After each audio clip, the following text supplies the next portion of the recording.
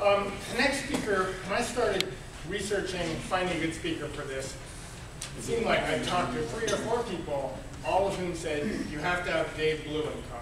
So I figured that was a sign.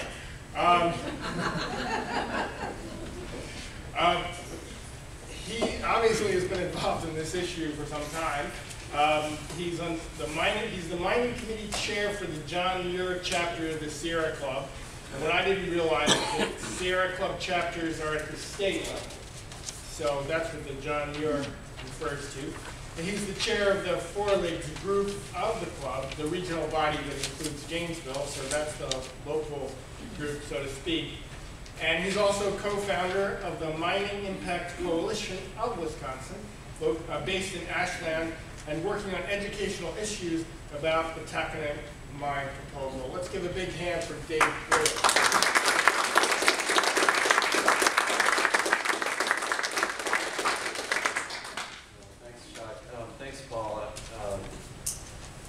I cut my teeth working on a Brandon proposal, which is a hard rock mine proposal. So a lot of my education on mining issues was learning about Montana and what they did. And in fact, we tried a cyanide ban here in the late 1990s, early 2000s, and got a bill introduced. But as the Brandon proposal went away, we weren't able to make progress with the bill. So that may still come back as a bill here.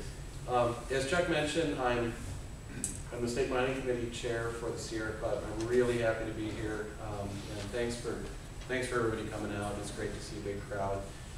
Before I get going, I do want to recognize State Representative Deb Colsty, who's here.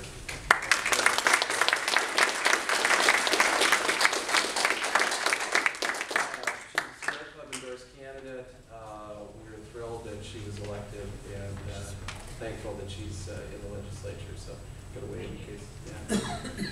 Yeah. I have been working on mining issues for 20 years. Like I mentioned, I cut my teeth. I learned on the job as a volunteer, working on both the Flambeau mine proposal and as well the Crandon mine proposal. Those are hard rock base metal proposals. Zinc, lead, copper, and some precious metals. But they have a lot of parallels with what's going on today with the taconite mine proposal.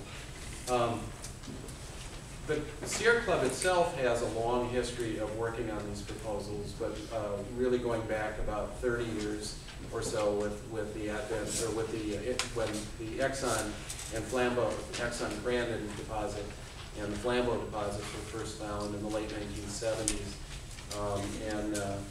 I came aboard sometime after that.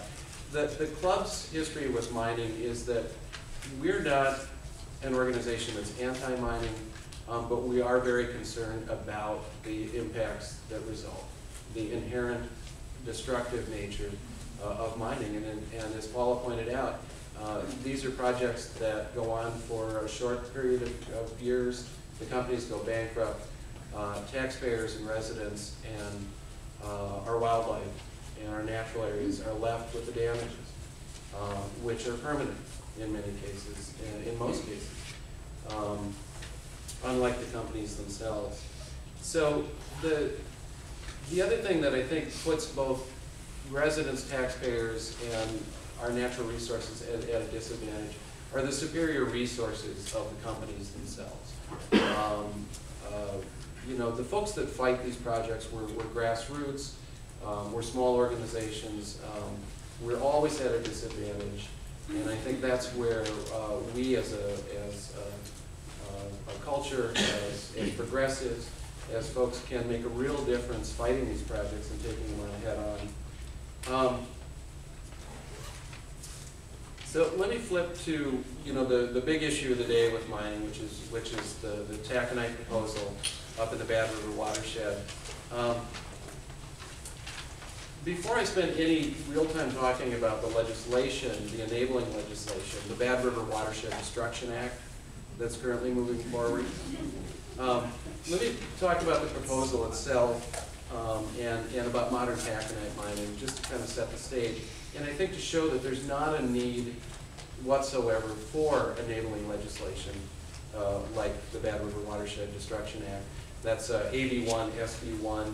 I'll use both terms as I talk about the bill, but truly I think that it is a destruction act.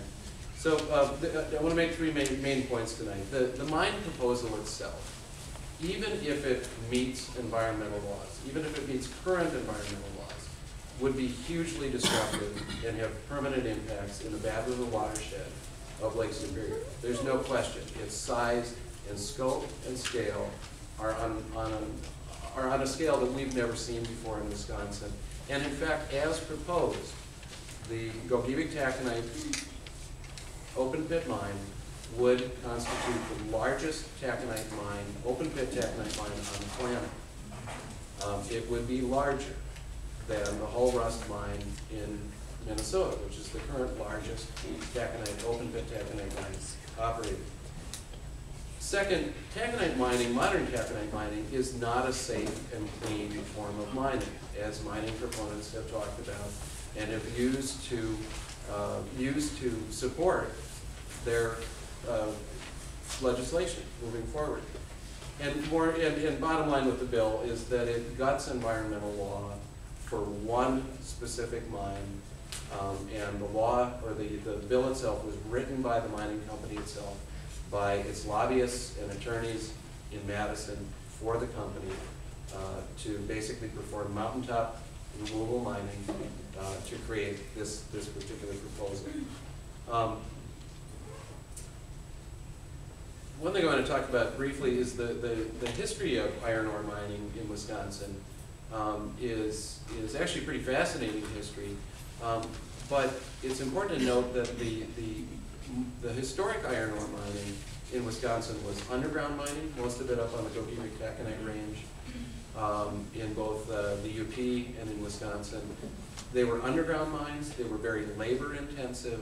They produced very little wastes, just because it cost a lot of money to move that waste from underground.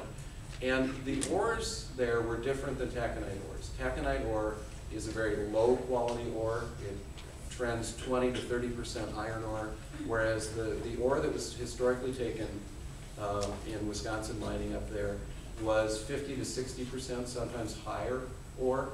And that ore was so rich that the miners could tap a vein, work that vein, take just the ore itself out, and direct ship it to smelters to be turned into iron and steel, most of which wasn't done in Wisconsin. It was shipped out of state.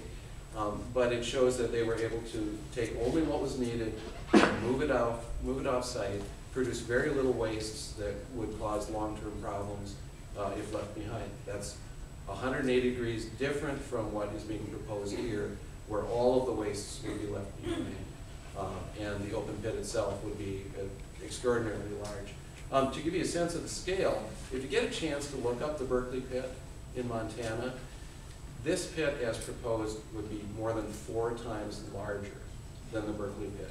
The Berkeley pit is immense. Paul is right about the toxicity of that pit. There are documented cases of geese landing in the pit and drinking water and dying on the spot.